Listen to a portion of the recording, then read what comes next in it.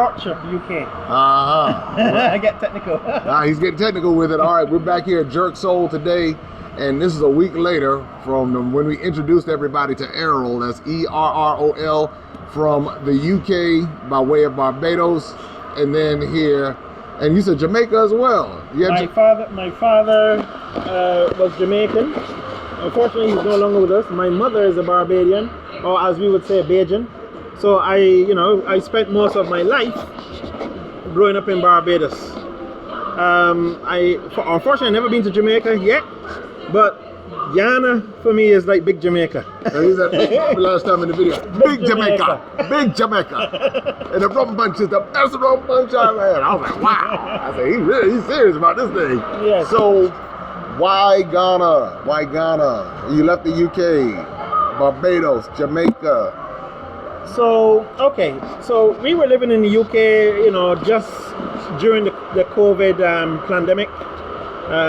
Sorry, I'm not being political correct here, but the pandemic. we decided that we were going to look for a bigger house, and as everybody knows, the price of the houses in the UK, they're extortionate. You don't even get a big plot. The houses are small in the UK. So we decided to look elsewhere, and to be honest, we never had Africa on our radar. Even growing up, it was like, Africa was, these guys sold us into slavery, sold my ancestors into slavery, and I didn't have any time for it. But, I was, had an open mind, and I came across, I must pay homage to, a brother like Wadmire. Oh man, he actually sold Africa to us. And I also got to pay homage to the other YouTubers out there who are changing the narrative, who made people like me who just saw stereotype from the West, that Africa is disease, Africa is poor, the people here are They don't like us, they don't like you over there. They don't, that's what they say. They don't like us. They're telling us, Africa is disease and, the people are poor and so much poverty. But we also have poverty in the UK. I used to see poverty on the streets in the UK. People can't even afford to give kids lunch. Yeah. Over here, I see people over here living bigger than living better than we did in the UK. People are driving, for crying out loud. I see so many Range Rovers on the road. Toyota V8s. They might need the Range Rovers on these roads. Yeah. But the point is, it shows that they can afford them. The houses are 3 times the size of what we lived in the UK. Yeah. But I just wanted to backtrack a little bit, because when we left the UK in December 2020. It was just meant to be a 2-week holiday, because as I mentioned in Wadmire, Unapologetic Nomads, Vanessa Camby, the list goes on. Miss Trudy, Go Black is another one. Oh, sorry, Nee. Oh yes, Go Black is another one who, gave us a lot of information and insight about what's going on here in Africa. He's been all over. He's been touring all Africa, and yourself. So I've been watching a lot of you guys. And we learned a lot, we took in a lot, and we decided, okay, we'll go to Rwanda for this holiday. 2 weeks in December 2020. Okay. And then we got there. When we landed in Rwanda, we were picked up from the airport in a Volkswagen Terramont. I'd never seen one of those in England before. A 7-seater leather seats. And my wife was saying, where are the kids with the flies buzzing around their heads? And the driver almost crashed the car laughing, because it's like, who told you, about kids flies? But that's what we see. All the charity programs, they go somewhere deep into the jungle, find some kid, and I don't know, and tell them, Sally struggles, try to sell, But when you come into Ghana, it's nothing like that. It's far from it. People are living, I would say reasonably good lives. You look how many cars on the road. We have 6-lane motorways. Yeah, I'm hearing it all in the background, and I see food everywhere. Yeah, exactly. So, and one thing, about even in Rwanda, going back to Rwanda, the place is beautiful. I mean, what Maya was true. When we got off the plane and we looked around the streets, we drove around. We were there for 9 months. And we drove around the streets. Oh man, the place was like driving down, I don't know, Sunset Boulevard. The place was so clean. Palm trees on the central reservations. I mean, it's like, you won't believe that you're in a country that's supposed to be one of the poorest countries in the world. No, that's what the narrative is. That's what the narrative is, yeah? But yet, you're seeing, women controlling, most of the big businesses over there. The women are in control, even the Rwandan parliament. I understand they have like 61% women in parliament. That's crazy. You know, it's unheard of in many Western countries. yeah. I think for sure. only Chile has that sort of percentage. Okay. The only other country in the world, not even the UK. I think UK might be 20-25%. Right. You know, so And when you say it's crazy, you don't mean it's a bad thing. no. I mean, it's like it's unbelievable. Right. Yeah. So women control. I mean, most of the banks I've been into, women are the managers. That's real. In That's Rwanda. real. And maybe that could be as a result of the genocide. A lot of the men got killed, and the women obviously, sort of took the the lead and so on. It could be something like that. But yeah, it was great. Rwanda was great. The people are great. We made some really good friends. In fact, I would say, like, through Unapologetic Nomad, I met one of my best friends. Well, I'd never met Unapologetic Nomads in person, but I contacted one of the guys on the video, one of the real estate agents, and till this day we have become very good friends. He was my right hand man when I was over there in Rwanda. He took me, showed me the ropes and all that. So I must thank them, because had I not found them, I would not have found him. And so it sounds like the connections between all of the different YouTubers, like those from America, those from the continent, have created a new narrative for you, to where you said now you're able to say, all right, here, and then you came and saw for yourself. So you were in Rwanda 9 months. So how did you end up in Ghana? That's the question. So I think the issue was, one part was language barrier. Okay, yes, a lot of people are learning English, but for my wife, obviously a woman, she wants other women friends to talk to. They didn't speak English, not many of them, right? And the ones who were busy or whatever with their lives and family and so on. So my wife was getting a bit, like most of the women, they either speak French or they speak Kibarandan. Okay. So she found it difficult making friends, and it was making her frustrated.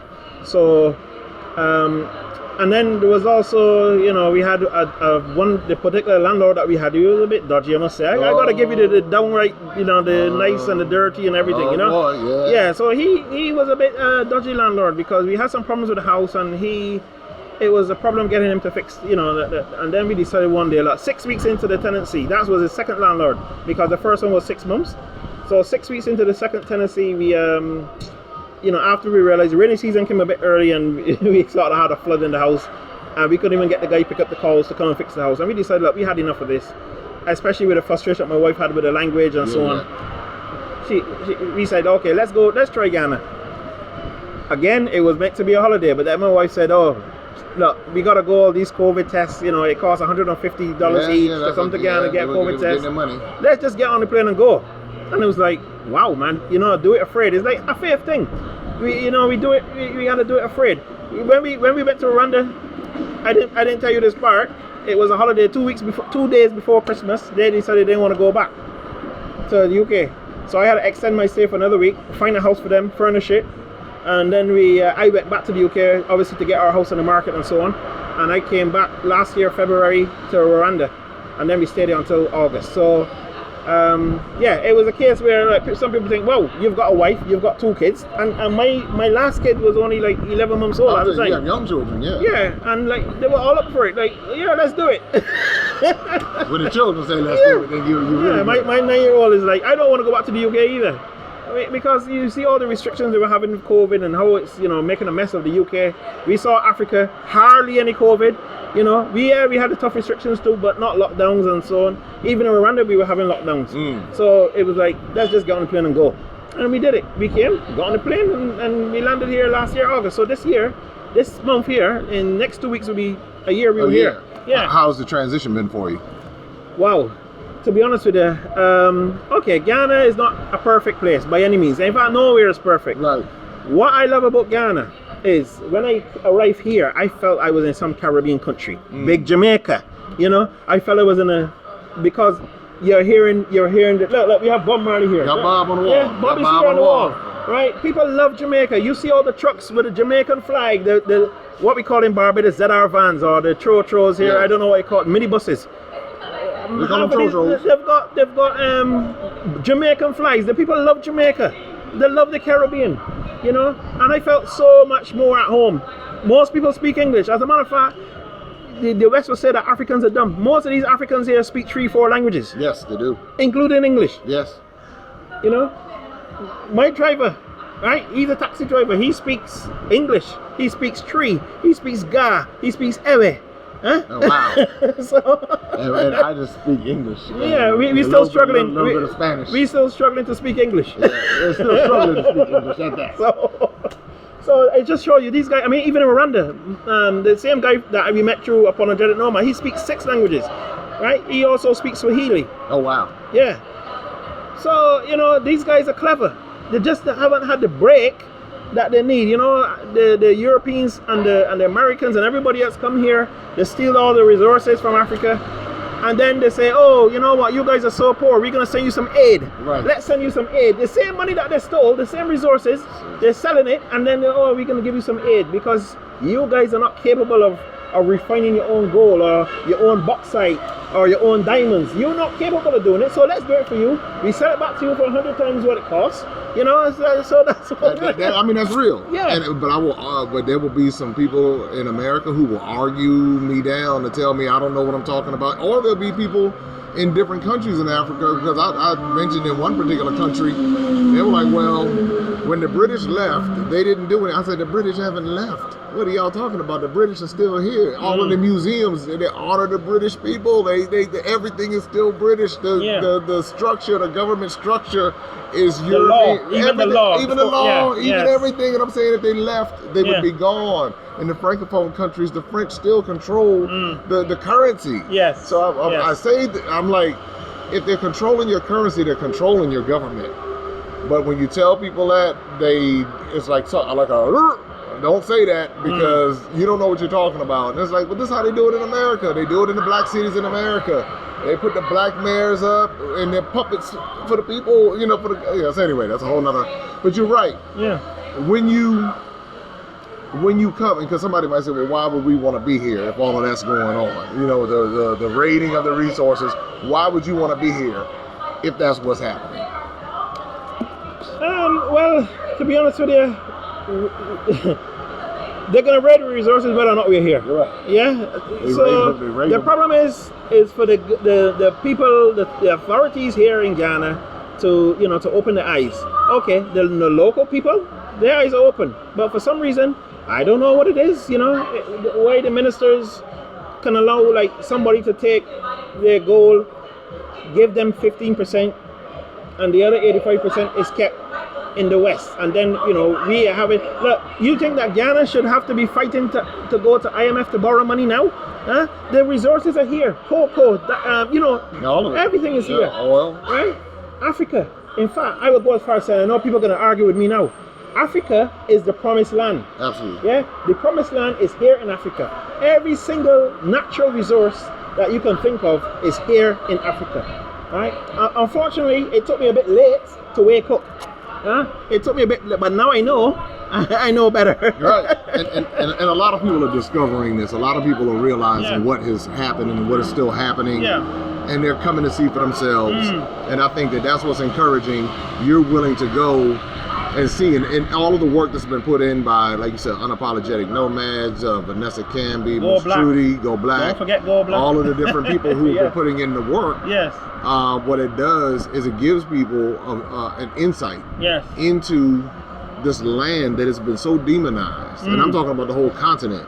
The level of ignorance that I hear when I go back to America, I'm like now, if you're just unwilling to learn, if you are unwilling to understand that perhaps you were mistaught, but some people are so headstrong in wanting to stay in that particular mindset. So you got to leave them be. I tell them, stay on the American plantation, enjoy yourself, because there's a peace and there's a freedom that you have when you come. All right, have you experienced the peace? It may be different with you being in the UK versus America, but has it been peaceful since you've been here? For me, yes. Even my family, we're a lot more relaxed. There's not so much stress. I mean, living in Babylon, UK or Babylon, USA is very stressful, right? Because you are virtually working just to make ends meet. Yeah. Some people are doing 2-3 jobs to make ends meet. You come here, better yet, if you can earn money from outside and live here in Ghana, you can live a wonderful life. You can help other people. Yeah. You can employ house help. There's people that you can help over here. There's so many business opportunities over here, right? We are discovering that now. Okay, yeah, there's lots of construction going on. You know, if you're into real estate, technology, you know, if you want to, you know, agriculture, whatever, you know, there's all sorts you can do here. So I would say to somebody, I mean, we always had a plan when we came, you know, well, my work, my company is registered in the UK. Okay. So I don't have a problem. I don't have, you know, I'm not actually working in Ghana. I got it. You know, yeah. but I am looking to set up a business here in Ghana that, you know, that could employ some local people and, Sure. you know, get more integrated into the culture and the society, learn the language, you know. But yes, having said that, we are peaceful. We love it here. There's some shortcomings, right? Yeah, the power goes off. The water goes off. But when the water goes off, that's easily solved. It's not that you have to go and walk around with a bucket on your head with water. You can actually get a water tank and install at your house. Yeah. It's not expensive. So at least you can put, you know, 4,000 liters of water in a tank and it can last you maybe a week. Yeah. You know, so it's not a big deal if the water goes off. Many times the water goes off and we don't even know it's off. You know, so those are little things that you can live with. You know, okay, setting up a business is a bit of a pain in the butt. Right. Yeah, getting things done in terms of government is a pain. Yeah. But again, there's ways or means to get things done quickly. You just gotta learn. Always, yeah. You just gotta learn that system. And you know, I want to pay homage to Sister Ya, right? She is here on the ground in Ghana. She has an organization called the Sankofa Repatriation Assistance Program. I hope I've butchered the name. Sankofa Repatriation Assistance Program. When we got here in Ghana, we actually made contact with Sister Ya, and in fact, she's a qualified lawyer from the US, but she lives here. She's married to a Ghanaian, and she kind of guided us through the ropes. You know, take us to immigration, get our work residency sorted out, and so on. So you know. So Sister Ya is a very good lady. You know, anybody looking to repatriate back to Ghana, you know, you get in contact with her. She has a YouTube channel. She doesn't post very often, but she is a lady with a wealth of knowledge, and I highly recommend, you know, people get in contact with her when they come over. Well, you heard it from Errol, and you've heard him talk about his experience here in Ghana. And I'll tell you like this: if you're listening to people who've never been, or people who just don't want to come, and you're believing them, you could be missing out. And that's what I tell people all the time. You don't know until you see for yourself. And maybe it's not your cup of tea. You know, Chicago or Detroit or DC or Miami, those are all different flavors, and everybody can't live in those. Some people prefer living in Savannah versus living in Chicago, but at least everybody finds where they click and where they fit in. And that's all we're trying to do, is to create a narrative where you can see another side other than what those programs have told us over the years. Does poverty exist? Yeah, it exists. But it exists in America, it exists in the UK. Anywhere you have capitalism, you're going to find poverty. Yes. And so when you look at global capitalism, you see the impact of global capitalism and who gets taken advantage of. They're riding their motorcycles too. They're not going slow, so all the roads can't be bad. So with that said, take a chance, come see for yourself. And you just might be unlocking a side of life that you don't even know exists. And that's what you keep hearing over and over. So Errol, man, I thank you for joining me and for sharing. And you got to share. If you don't mind, I just want to say something. For those people who are thinking of coming to Ghana, I know that, okay, you would have heard about East Legon and Airport Residential and all those places. Those are the most expensive places in Ghana. You don't need to live there. We just left living, we are in the process of moving, as we speak, from a place called Nungo in Tema. Okay. Right? And we are moving up this way. Hey, look how beautiful this place is, huh? Yeah. Mountain view, you know, all sorts. It's cooler. It's cooler. Look at this place, huh? It's beautiful, absolutely beautiful. Right? This is where we're moving to from the city. Yeah? And it costs half, we are paying half of what we were paying where we are now. Got it. Right? The house is just as nice. You know, the community is nice. You know. I think, see, this for Zaya, y'all. We're gonna bring her back. Yeah. So you know, everybody don't have to live in East Legon. In fact, if you want to be stuck in traffic for 2 hours every day, yeah, you can live in East Legon. But look at the countryside, just on the outskirts of Accra. Look at this, beautiful. Huh? Show it to him. And this right over here is the Abri Mountains. Have you ever heard of Abri? We are just at the bottom of Abri Mountains. That's it. And you see all the construction and development happening on the hillside. And so that's a part of what's going on here in Accra. Well, Errol, man, I thank you. Yes. I thank you so much, and I appreciate it. So, Yes. so this is how we bridge the gap. So from the UK to Barbados to Ghana, from the US, that's how we bridge the gap. Yeah. So you know what to do: subscribe, like, share, and until next time, take care, be safe.